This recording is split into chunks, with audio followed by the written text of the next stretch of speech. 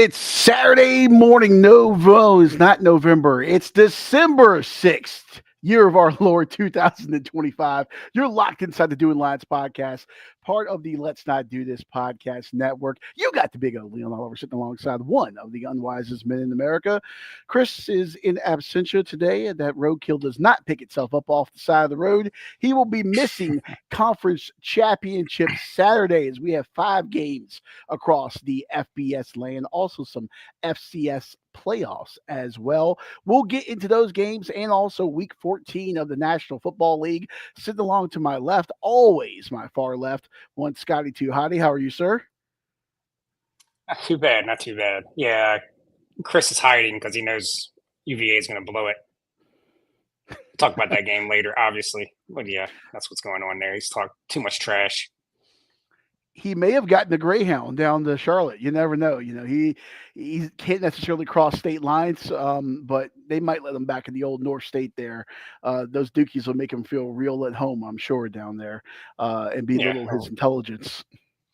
We'll find a fence over there to peek through. He's not getting a ticket. No, there's no way. He might get a ticket as one of the people cleaning up hot dog wrappers after the game. Maybe it might actually double his yearly salary, so he's got that going for him. But yeah, Or Virginia a ticket for drunk in public. Virginia and Duke, the most unlikely championship game, if anyone had predicted that for the ACC at the beginning of the year. But we'll get into that in a little bit. Also, week 14 of the NFL. And then, of course, join us here on Wednesdays as we break down Thursday Night Football and get into some weird news and stuff like we did this week with the raccoon that's made international fame here in the Commonwealth of Virginia, breaking into the ABC store and just getting absolutely obliterated, drunk, and passed out in the bathroom, which is probably what Chris is doing right now, and why he's not here. Work my ass. But I digress. And then, of course, we have the Get Loose with Leon podcast. I injured myself this week, Scotty, so I did not have a chance to record that podcast. I'm just going to put those picks up for the final race of the year for F1 live tomorrow morning from Abu Dhabi. Yeah, I'm playing hurt right now, people. So this is my flu game. This is my Jordan flu game right here on these picks. Yeah, except for you're not dropping 40 or whatever it was that he dropped. I forget what it was. Well, yeah. Was that the yeah, we're getting old. Everything breaks, everything hurts. You get out of the bed, things start snapping.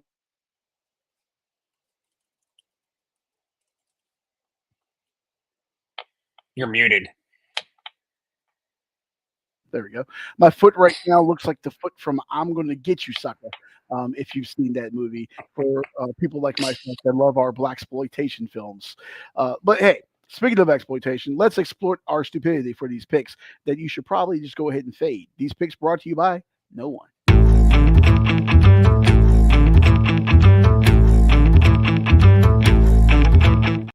If you want to get involved, help sponsor these picks, help sponsor anything on the show, shoot an email to info@letsnotdothispodcast.com. That's info@letsnotdothispodcast.com. And help us, help you, help us, help you. Let's take a look here and get started. Provo Dave, he's a BYU fan, Dave Portnoy. He's backing those BYU Cougars as they make the trip to Arlington, Texas, take on Texas Tech. Of course, the Cougs that one loss this year at the hands of the Red Raiders in Lubbock. This, of course, at a neutral site now as they take on the number 4 Red Raiders. Noon on ABC. Texas Tech laying 12.5 there in Dallas, just outside Dallas, and the total set at 49.5. We'll go ahead and start with Chris's take on this one. Is he riding with Patrick Mahomes' former team? I know he's actually going BYU plus the 12.5. I'm sure he's thinking. So initially, I was on this side because BYU should have the bigger motivation to win this game. The more I thought about it, I've been on Texas Tech pretty much all year. I can't go away now, so I'm taking 12.5 minus 12.5 with Texas Tech. So on the opposite side of Chris here, I don't think Texas Tech is going to want to lose to BYU. I think they want that Big 12 championship, and they probably want to also secure a bye if they can. And yeah, they played before. I think it was 29-7. Texas Tech just dominated, like physically. They're just bigger and stronger. So I don't think that really changes here. I think they have the better quarterback, just the better team all around. The crowd, I would imagine, is probably going to be pretty even. So there's a lot of Mormons that are going to be there, a lot of Texas Tech fans. So I don't know if that's going to make a difference.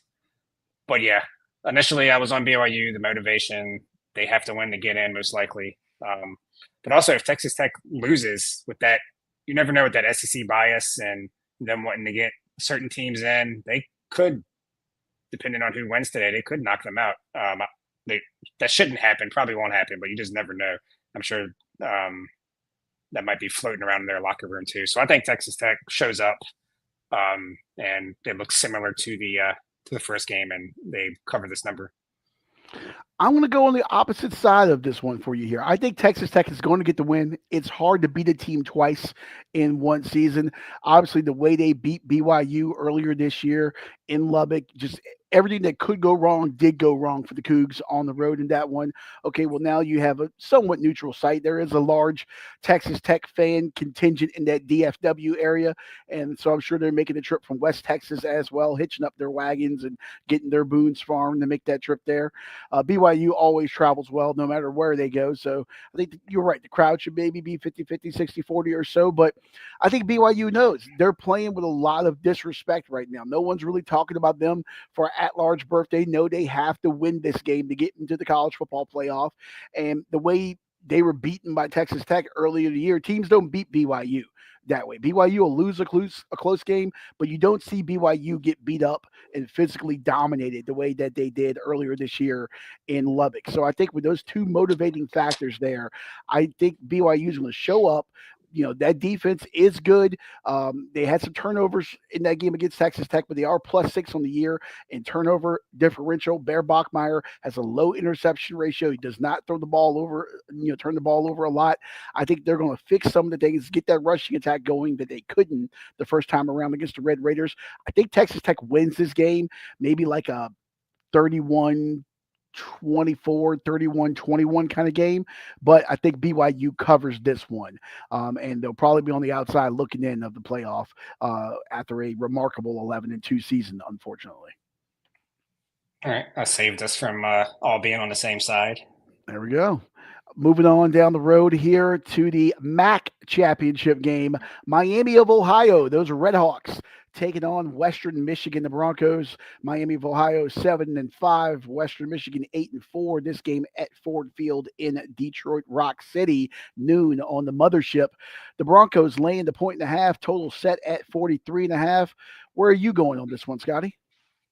I have no clue. I haven't watched either of these teams, but I do know I saw the Miami quarterback. That was the guy that basically is holding out for the draft, right? Yeah, Pinner or whatever his name is. He opted out during the middle of the season. Bold choice for a quarterback for Miami. I know this line has come down a little bit, so maybe some value on Western Michigan now. I don't know. Give me Western Michigan minus the 1.5. That's what Chris has to. So Western Michigan looking for their first MAC championship since 2016 in this one here. Miami of Ohio, they're ground heavy. They do like the ground and pound. I think their offense averages like 400 yards a game or something like that, but they do like to keep it on the ground. That quarterback that's stepping in right now, Thomas Gatkowski, redshirt freshman there, post Finn opting out. He went 12-24 in his last game for 226 and 3 touchdowns, but he added 44 yards on the ground as well. If he can be efficient, keep them on schedule, and not get them into 3rd and long type situations and allow them to stay on script and let Jordan Brunson run the ball a little bit. They got a decent wide receiver on the outside and Reggie Virgil. He's got 45 grabs, 612 yards, and 6 touchdowns this year. He's a decent deep threat too, with an 18.3 yards per catch. And they play solid defense. I'm going to go with the Redhawks. Give me Miami of Ohio here, plus the points to get a win there in the MAC championship game. I like them to win outright, but I'll go ahead and take them plus the 1.5 there at Ford Field. All right. Let me see if there's a better number here. With bated breath. By the way, don't douse Miami of Ohio quarterbacks, sir. Don't forget about one Ben Roethlisberger, the cradle of coaching. That guy is not Ben Roethlisberger. because nobody heard of him until he declared Decided for to the opt draft out in the middle of the mid-season. year. Yeah. Yeah. The cradle of All coaches right. there, Miami of Ohio.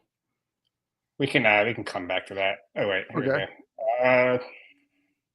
I don't want to use these peer-to-peer sites for this Okay. because it's not a guarantee you can get it. Like Okay. somebody has to match it. I'll navigate away from it. Plus I'll take two. the +2. You can Give me get the plus plus two two. All right. Give me the +2. I'll take that. fanatics. On Fanatics. Fanatics, give me the damn fan cash. I've been locked out for like 3 months. Every Friday, everyone, it's like that SpongeBob meme where he's looking out the window and like everyone's playing outside. That's everyone posting the fan cash that they get on Fridays from the fan cash drop. Meanwhile, I get a big fat nothing. Nothing. Because you keep using it on $1 million parlays. Hey, They don't- Ryder Chelsea Bucks show, you don't ride at all. Moving on down the line here. Atlanta for the SEC Championship game. Surprise, surprise. Once again, it is Alabama and Georgia. Kirby Smart 1-7, I believe, all time against the Crimson Tide. That is his bugaboo. Georgia, number 3 team in the land, 11-1. Bama, number 9 team in the land, 10-2. Georgia laying the 1.5, total at 48.5 at Mercedes-Benz Stadium, 4 o'clock on ABC. And by the way, a somber SEC championship game as former SEC Commissioner Roy Kramer just recently passed away in the last couple of days. He was the man who he gave us the SEC championship game. I believe the original one was back in '92, if I remember. So he was his idea to come up with the conference championship game, and you see how everything's kind of taken off and exploded since then. He kind of set the SEC to be the way the conference that we think about it now, the way it's kind of taken over. It was kind of his vision. RIP to Roy Kramer, his friends and family and everything. Certainly a visionary in the college football world. Yeah, I didn't know that. I'm a wealth of knowledge, if anything else. Take me to the bar. I'm good on trivia night. All right. Yeah. I guess me and Chris will go first here. Yeah. Chris is taking Georgia -1.5. That was almost my bet, but like I've said on the show a few times, every time I bet against Alabama, it doesn't work out. But I don't know if I can really bet on Bama either. Bama has a little bit of a UVA vibe as far as winning a lot of games that they could have lost easily. And Georgia's been playing better as of late. Their defense has been playing better. So I'm actually going to go with the under 48.5 here. Don't know how motivated Georgia's going to be, or really Alabama for that matter. I think Alabama's Alabama. They probably feel pretty safe even if they lose. I think the committee's still going to get them in. So, yeah, who knows? Maybe two teams that kind of don't really go balls out. Maybe try to rest some guys, or they might play with the same intensity they always do. Who knows? But either way, I think I'm going with the under, whether both teams try or not. Yeah, both defenses pretty good. Well, Bama's been struggling a little bit, I guess, but yeah, I don't see this number getting over the 48.5. Okay. Okay. Where's Chris at on this? Georgia -1.5. Georgia minus the 1.5. So these two teams played earlier this year. Bama got the win 24-21. That was a game where Bama was shut out in the second half of that game. Georgia scored 7 points in the third quarter. Of course, we know about Georgia in second halves of games. This is the interesting one because Bama comes in right now, number 10 team in the land. If they lose, could they maybe be in a spot where they find themselves on the outside looking in of the playoffs? I was listening to Josh Pate earlier this week with Cole Kublik, and Kublik brought up an interesting point. If a loss in the championship game ends up costing an SEC team, we could potentially wouldn't be surprised if we see this thing go away next year because you have to adapt to the new reality of the playoff. And if you have a team like Notre Dame, they can't improve their resume. Miami, they cannot improve their resume. They're not playing this week. Vanderbilt, same thing.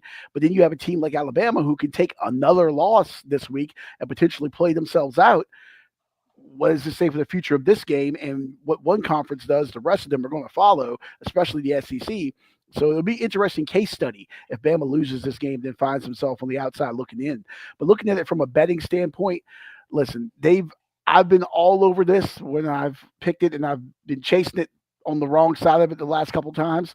Georgia's the best second half team in the country. I've been chasing them on the third quarter. I got screwed before. I chased them on the fourth quarter. I got screwed before. Give me Georgia money line in the second half, and I'm trying to look for the best line on that right now. I had my halves up earlier, and it went away from me. Georgia on DraftKings right now, I'm seeing it at minus 110. I'm not sure if you see another number out there, but give me Georgia minus 110 in the second half of this game. I have no idea who's going to win this game, but I know Georgia's going to win the second half of this game. I don't know. When they played Charlotte, they only scored 7 points in the second half. They were trying to make sure no one got injured and no one got a speeding ticket They leaving might the stadium they when they might they played might do that Charlotte. here. They Yeah. might do that here. So Georgia minus, give me Georgia money line second half on this one. All right. Moving on down the road to Charlotte. Well, I guess it'll be up the road from Atlanta. Nope, never mind. We're going to Indianapolis. I got Charlotte on the next one there. Going to Indianapolis for the Big Ten championship game. The number one team in the land, the Ohio State Buckeyes, 12-0. They come rolling into there to take on the Indiana Hoosiers, also 12-0. Scotty does a great bar in Bloomington, Indiana called Kilroy's. Great college bar. From what I saw yesterday, they were taking reservations for tables for this game. $2,500 was the price to get a table at Kilroy's for this game. I think the get-in price Jeez. online on some ticket sites was in the $500 to $600 range.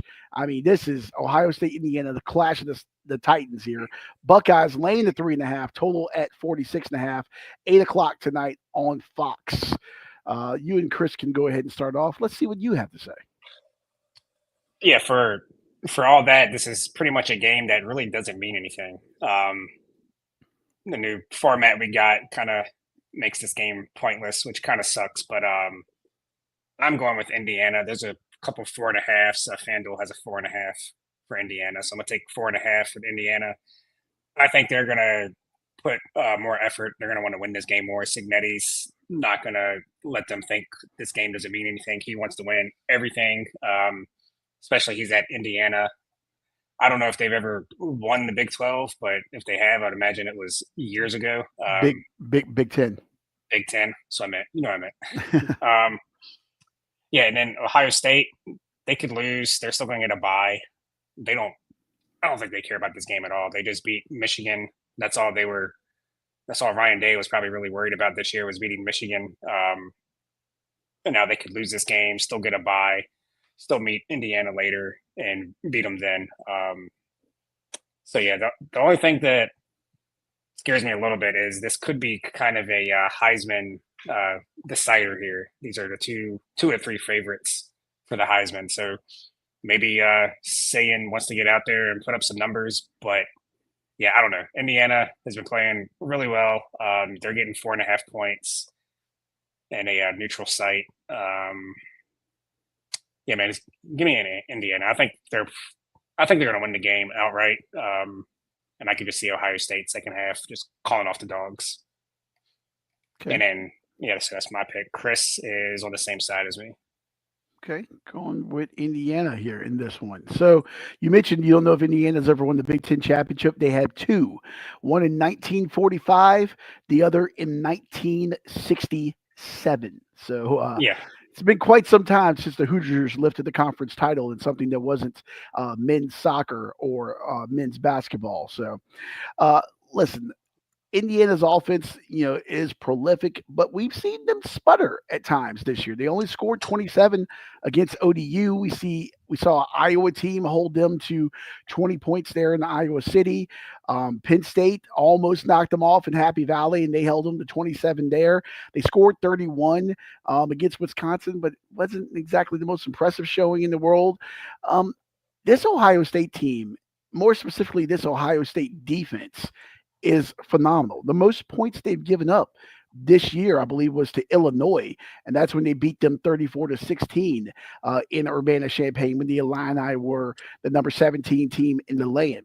They've held nearly everyone under double-digit scores almost all season long. I am going to go with Indiana's team total on this, and I see this on DraftKings at 20.5. I'm taking the under. It's minus 105. Give me under 20.5 points for Indiana's team total in this game. We've seen them sputter against good defenses. Iowa's a good defense. This is a great defense. And I know, with the newfound interest in Indiana football, certainly they're in their home state. There are going to be a lot of Hoosier fans there. Ohio State's fans have bought tickets for this when the schedule came out. It's just a rite of passage for them to know that they're going to be there. It's going to be a whole bunch of scarlet and gray there. It's going to feel like you're in Columbus there. Indianapolis ain't that far away from Columbus. It's going to be packed with Buckeyes, and they're going to be going against some dudes. And I know Caleb Downs said earlier, I believe in the week, that the difference between the SEC and the Big Ten is like you're playing guys every single week, whereas in the SEC, whereas in the Big Ten, you're not seeing those guys every single week. You're seeing, a couple weeks out of the season, you're seeing some dudes.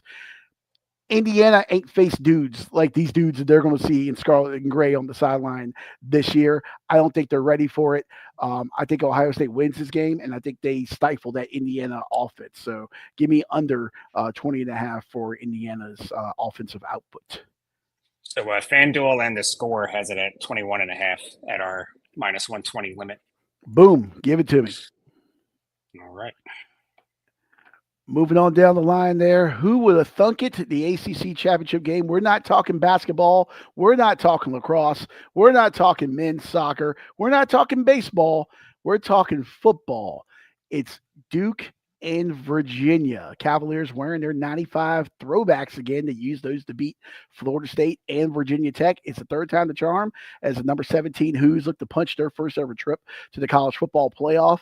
10-2 team in the land, but Duke looking to disrupt everything and maybe put JMU into the field at 7-5 if they get a win over Virginia. 8 o'clock on ABC. Hoos laying 4.5. Total set at 57.5. How big does Chris have Virginia winning? Because I know he has Virginia winning. Well, he just sent over the -4, but there are some 3.5s out there, so we're going to give him UVA -3.5. Obviously, he's on them no matter what. The blind faith in UVA. I'm going Duke, obviously. I think Duke's going to win this game. And I think it's going to be a toss-up on the committee between Duke and JMU. I think that you could see Duke in the playoff. JMU should be in, but we know how these things go. But yeah, I think Duke's going to win. Duke has been underachieving all year, UVA overachieving all year, and I think that kind of flips tonight. And I think Duke shows up and UVA's string of luck finally catches up with them, and Duke looks like the team they were supposed to. And then we have a 8-5 ACC champion to just cause all kinds of chaos in the college football committee, and then we get to hear their bullshit excuse on why they choose who they choose at the end. But yeah, give me Duke. I think they're the better team. They're going to win outright. So give me Duke plus 4.5. There's some 4.5s on BetMGM. Wow, Duke plus the 4.5. The crowd will be interesting here. Obviously, not that far from Charlottesville. Obviously, Durham is closer. How many Duke football fans are out there willing to make that trip? Don't the Blue Devils play basketball today? Don't they have a That's decent? what I was checking. If they have a day game today, then I know they play at noon. They play. They're not at home though. Where are they at? Duke is playing Michigan State in East Lansing. Where is it? In East Lansing at noon. Yeah, so Blue Devil fans can get to Charlotte, can get to a sports bar, watch that game. Virginia fans, Virginia's playing Dayton in basketball in Charlotte at the Spectrum Center today. So both fan bases actually, you got even more incentive to do a little double dip if you're a Who, and if you're a Blue Devil, you can catch your basketball team and then go to the ACC Championship game. It should be interesting to see what the fan turnout's like there. But listen, Virginia dominated this team in Durham a few weeks ago, 34-17. The score wasn't that close. It wasn't a 34-17 game. Duke looked like a team that wasn't going to win a game the rest of the year in that game. Then they turned around, they beat Carolina. We know the issues with Carolina. They beat Wake, and now they find themselves in this game. You mentioned, if Duke wins, I can't see a scenario where they get in. Their losses, if there's such thing as a good loss, yeah, they lost to Illinois when they were 11. They lost to the American champion Tulane in New Orleans. They lost to Georgia Tech when they were 12. They lost at a good UConn team, 37-34 in stores.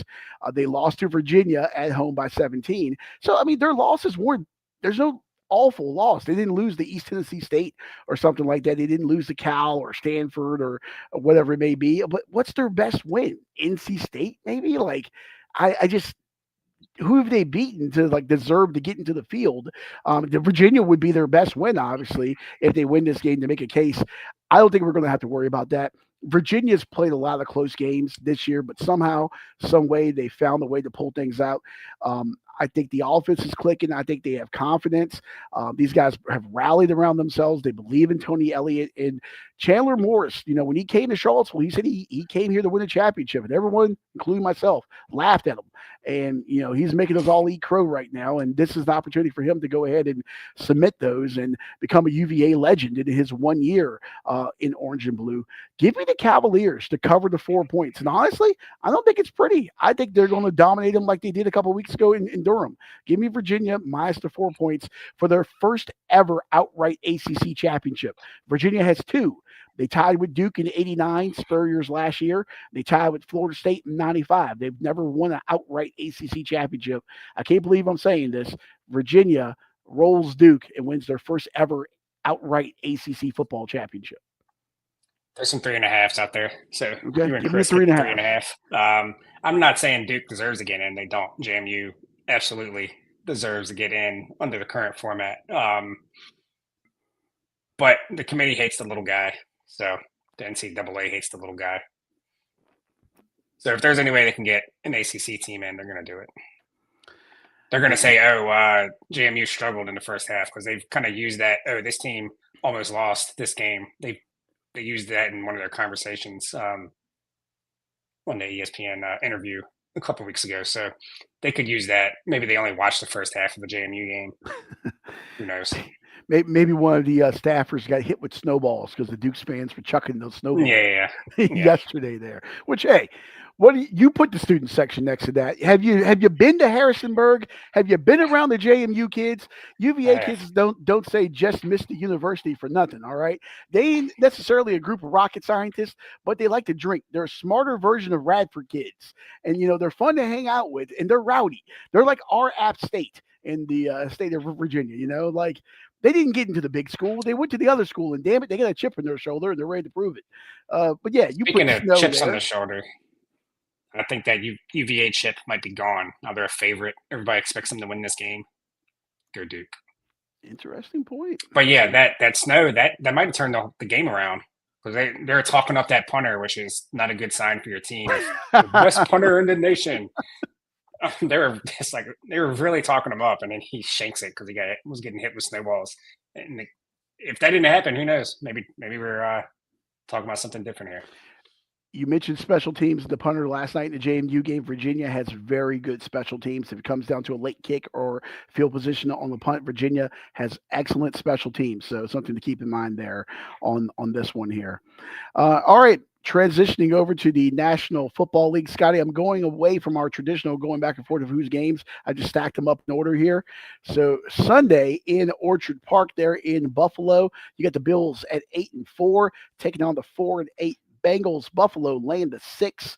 53.5 is number 1 o'clock on Fox. One of you guys has this game on the card. I can't remember which one. We both have it. Chris is going with the over. There's a 53 out there, so over 53 on Bet Rivers.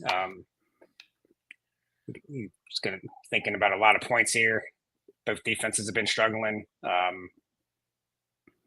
Joe Burrow came back last week, didn't miss a beat, which is why I am on the Bengals plus the 6. I just can't trust the Bills to play 2 good games in a row. They played well last week, got the big win.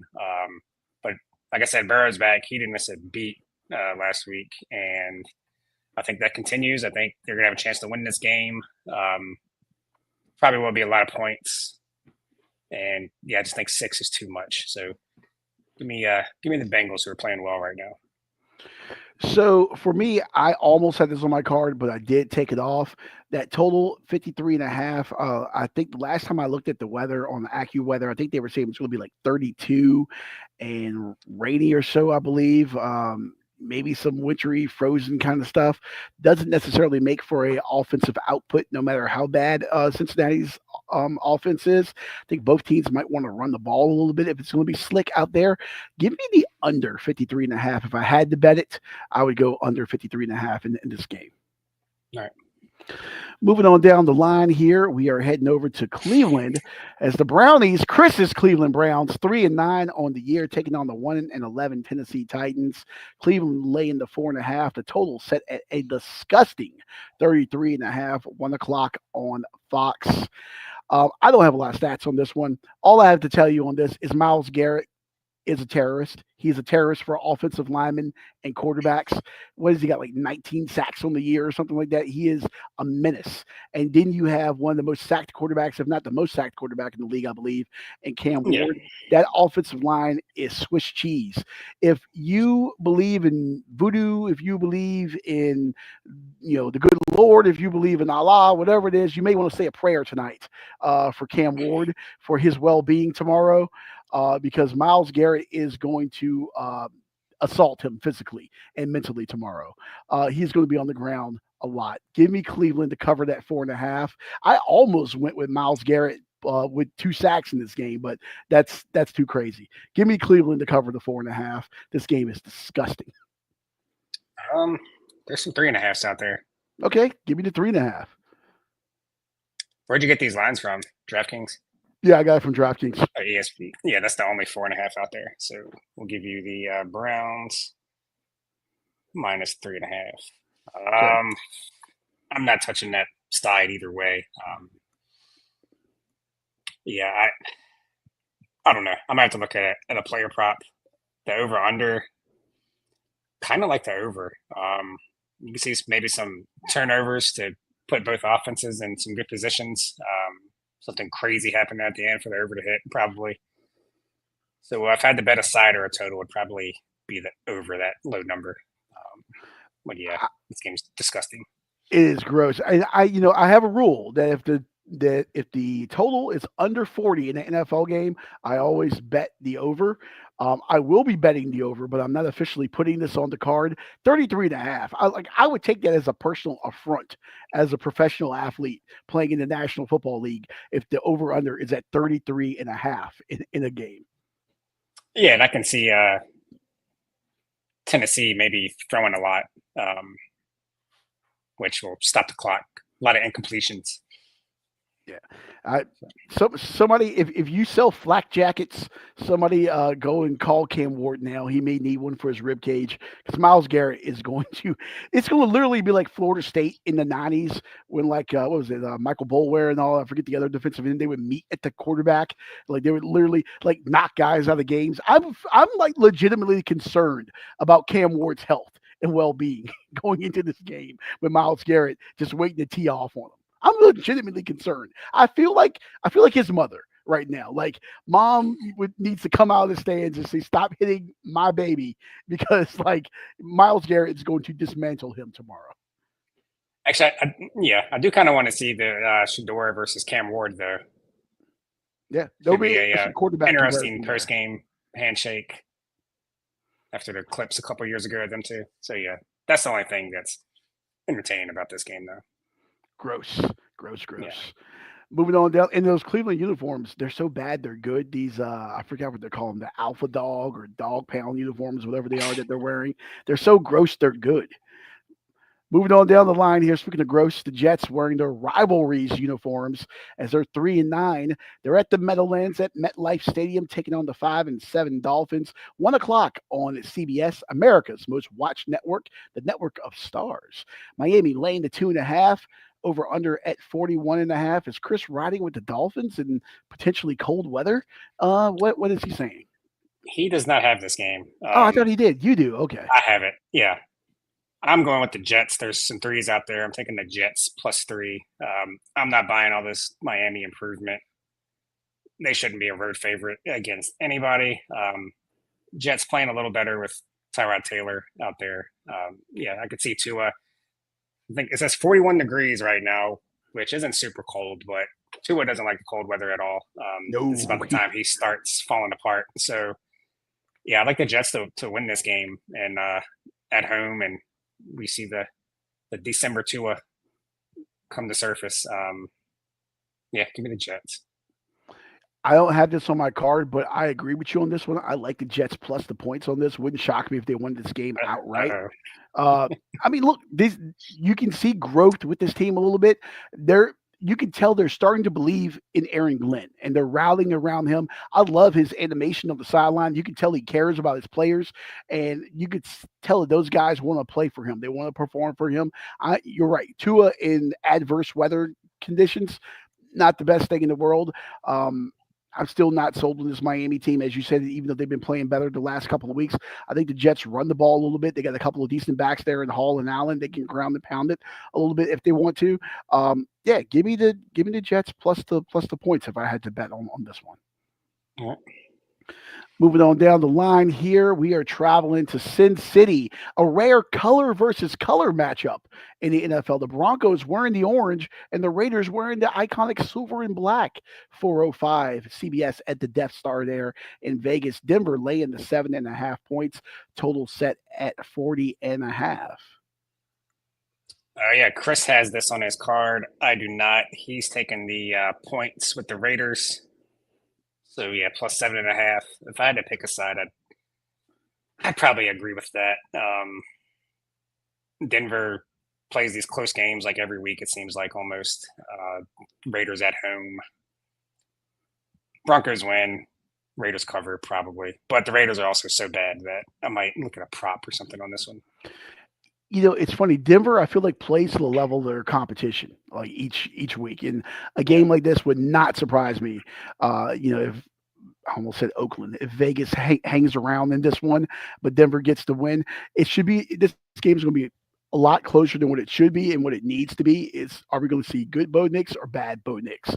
Also, I'm intrigued about the Denver rushing attack. What we get from Harvey on this game, you could potentially look at the under a little bit. I mean, Vegas has really no passing attack, but if they can get Ginty going, Denver obviously has a very stout defense. But if we see a heavy dose of Ginty and a heavy dose of Harvey, maybe shy toward the under if you're betting on this one. But if I was putting this game on my card, I would probably take Vegas plus the points as well. So for the sake of the show, it's probably a good thing that I don't have it because we are all in agreement here. Yeah. Yeah. Also, that hook, it's like they want you to take it there. Yeah, it's so inviting. It's I'm sitting staying there. away from that. Yeah, that is a landmine ready for you to step on. So, by the way, Denver, how many wins in a row is that for Denver? What are they, like 9 wins in a row? Like It's either they're on. 9 or it's either 9 or 10. It might be Yeah, 10. they're on Did they fire, start man. the win too? Denver and New England, man. Who would have thunk it? Just reeling off wins.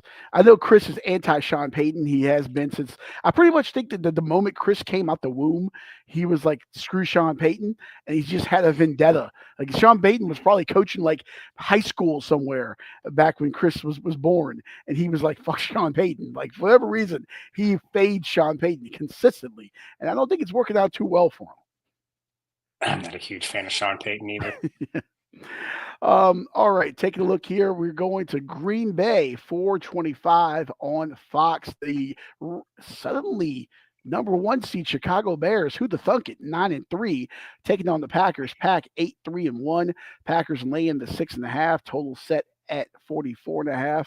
425 on Fox. Yeah, this is on my card. This is my last game. I was debating on the under and the Packers. I can kind of fade Caleb Williams. Either way here, I'm going to go with the under because I still don't trust Jordan Love to cover this, even though I think they're going to. But give me the under. There's a 45 on Bet Rivers. So that's what I'm taking. It's supposed to be 19 degrees. Let me see if that's changed at all. 19 degrees and 8 mile an hour winds, which isn't super bad, but I mean, the steady breeze and 19-degree weather and Caleb Williams against a top defense. Yeah, they're going to shut this offense down. They're going to stop the run game. Caleb Williams is going to have a rough go of it. So then I think it's just going to come down to what the Packers do. I can see them maybe running the ball a lot. And you just never know what Jordan Love and those receivers are going to do. Is this a game where he goes for 3 touchdowns, 3, 4 touchdowns, or does he hold on to the ball for 20 seconds each time and get sacked 4 or 5 times? So yeah, I just don't think the Bears are going to score many points at all.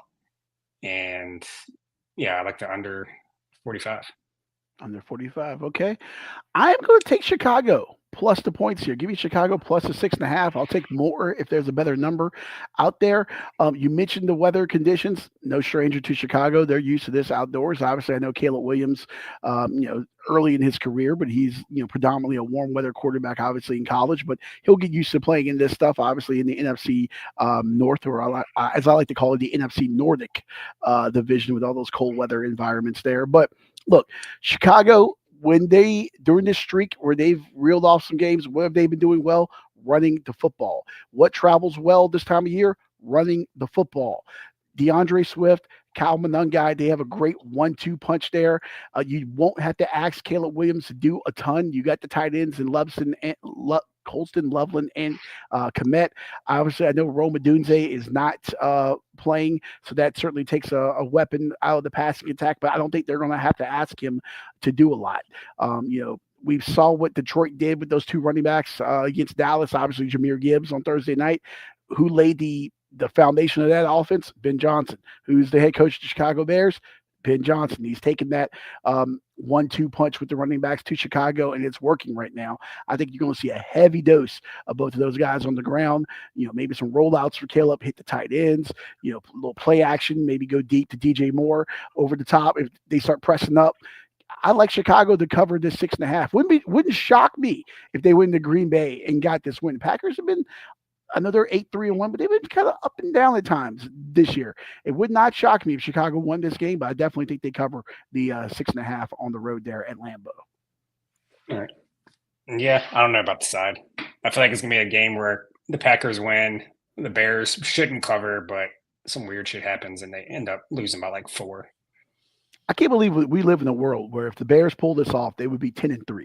If I told you before the season started that we would be in Week 14 with the Bears facing going to Green Bay and potentially getting a win to go to 10-3, would you have considered that to be more likely, or the government telling us the aliens are real and they're at Area 51? Which one would you have considered to be more likely? I would believe the aliens. Maybe it doesn't matter. They're gonna lose their first playoff game, so. Maybe the Bears have alien technology that they've harvested from the aliens, and that's why they're rolling right now. Who knows? I get kind of an alien vibe from Ben Johnson. I could see that. I get an alien vibe from Caleb Williams. I get an alien. Yeah. If like an alien and Prince had sex and had a kid, I think it would be Caleb Williams. And he's just weird enough that it works. So. Well, okay. We're not going to get in that conversation. Okay. I still don't think he's that good. They're not winning because of him. He's doing a good job of not losing games for them this year. But yeah, I still don't think he's that good.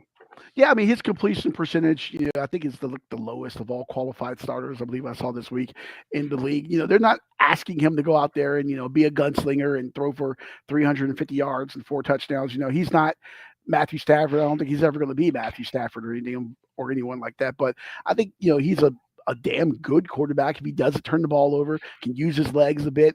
I think he fits into perfectly with what Ben Johnson wants to do with this. But obviously, the bread and butter for them, I think, to get a win and to make a playoff run is going to be to play good defense and to give a heavy dose to those two running backs. And knock on wood, if they stay healthy, that's going to be one of the biggest things, especially if you get bad weather and them getting home playoff games at Soldier Field. Yeah, we'll see. Yeah, we'll see what happens. Then moving on down the line here, we got the Rams heading to the desert, taking on the Cardinals. LA 9-3, Arizona 3-9, 425 on Fox. LA laying the 7.5. Total set at 48.5. I believe no Marvin Harrison for the Cardinals there. Who's got this one? I think I was gonna say I don't have it, Chris. Yeah, I think it was me. I picked my games earlier in the week, and then there was a couple that popped into my head that I thought about transitioning to that y'all put on there. I forgot I had this one. Don't have a lot of stats on this one. no Marvin Harrison Jr. The Rams obviously licking their wounds from last week. We saw Matthew Stafford's interception streak come to an end there, and he threw two, I believe, back to back in that loss to Carolina. Listen, the Cardinals have no fans. No one cares. Half of Southern California is going to make the short jaunt down to Phoenix, or excuse me, Glendale to this game. It's going to be a lot of Rams. You might hear that whose house, Rams house there. Rams are going to roll. Give me LA to cover the 7.5. I'm not even going to spend a lot of time worried about this game. This is a get right game for the Rams to show that, hey, you know what, we stubbed our toe against a surprising Panthers team, but they're going to show the NFL they are who we think they are in a good way this week. Yes. So this line has moved. I don't see any 7.5s out there anymore. It's 8.5s is the best number I'm seeing now. Okay, But give me the 8.5. I like them by 2 touchdowns. Yeah, I do too.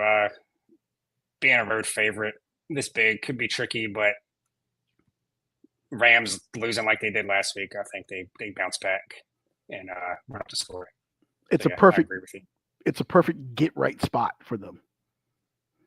Yeah. Cardinals a little better than what their record is, but yeah, I think I agree. The Rams should roll this one.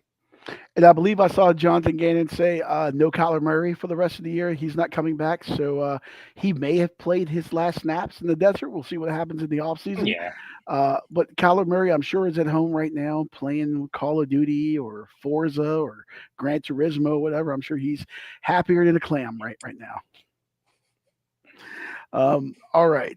Taking a look here. We got Monday Night Football in LA. Justin Herbert, valiant effort going out there with the hand just days after surgery, taking on Philadelphia.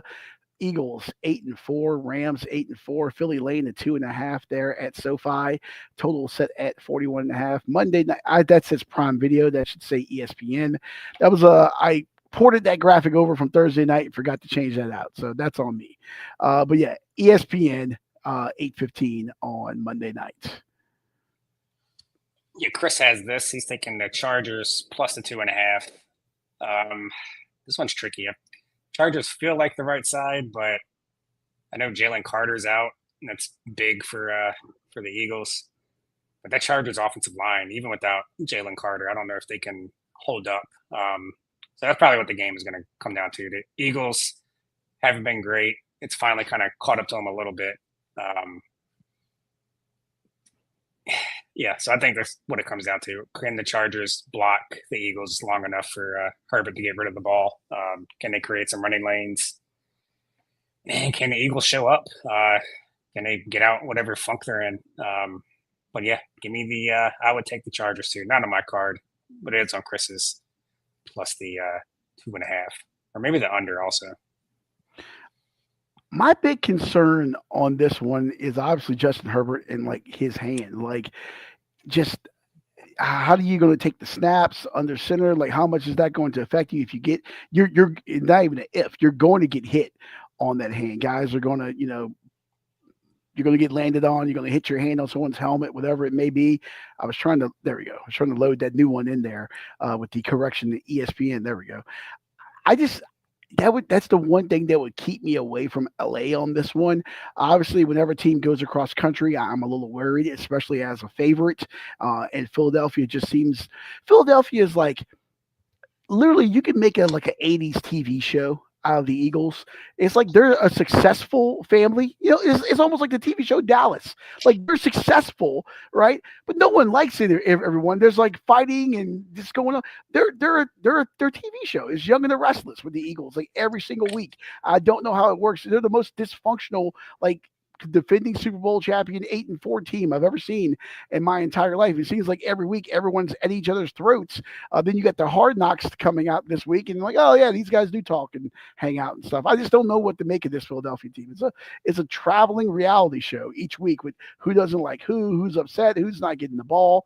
Somehow, some way they win games, but they ain't in the most sexy fashion.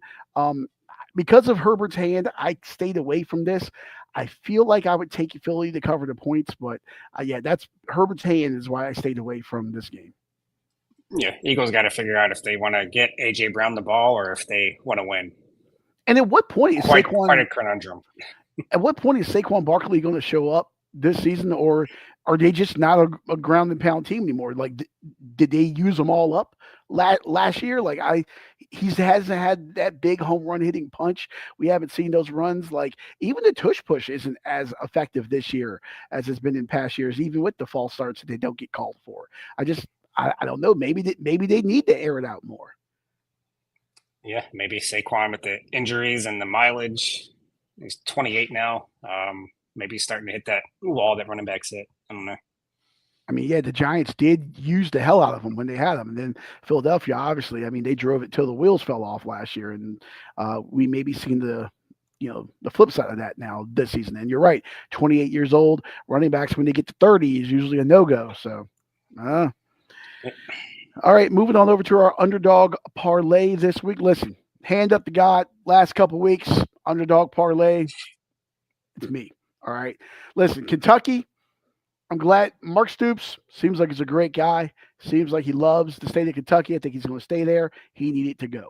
All right, you don't get your ass whooped like you did in the Commonwealth Cup there, or Governor's Cup in Louisville, like they did last week. I had the Cats. That was just absolutely embarrassing. I think it was 47-0. And what did I have the week before that? I don't remember. I know It was me and Chris hit again.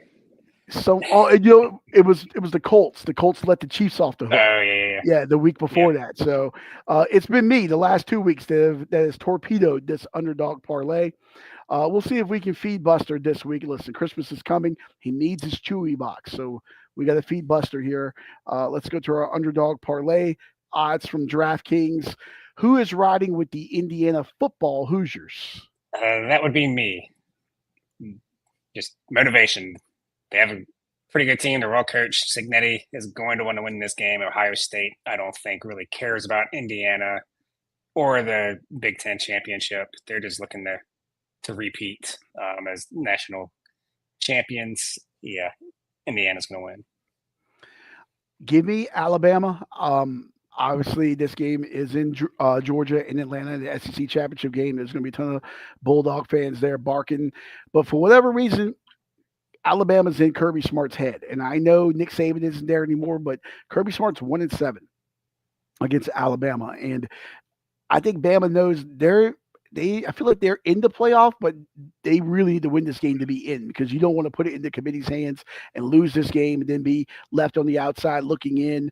You don't want another repeat of a situation, from the other season where they got in controversially and stuff. I don't think they want to have to worry about all that. This Alabama team beat Georgia earlier in the season. Yeah, it's hard to beat a team twice, but for whatever reason, there's certain things when Bama goes to Auburn, it's always a close game. It's something psychological about going to Jordan Hare.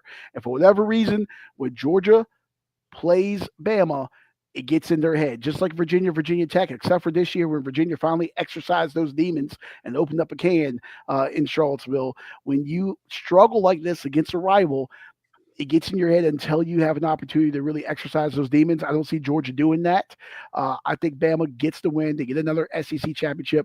By the way, I think Kirby Smart, if I remember correctly, the stat I saw, he has 3 SEC championship game losses, and they're all to Alabama. As just wild stuff there.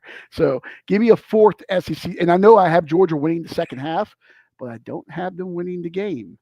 I could potentially be seeing an overtime situation here in Atlanta. So, give me Alabama. And then Chris is on the Jets plus 130 at home over the Miami Dolphins, as they wear their rivalries uniforms there. Put those in the hopper on the DraftKings Sportsbook, as I did right before the show started. That comes up at plus 1078.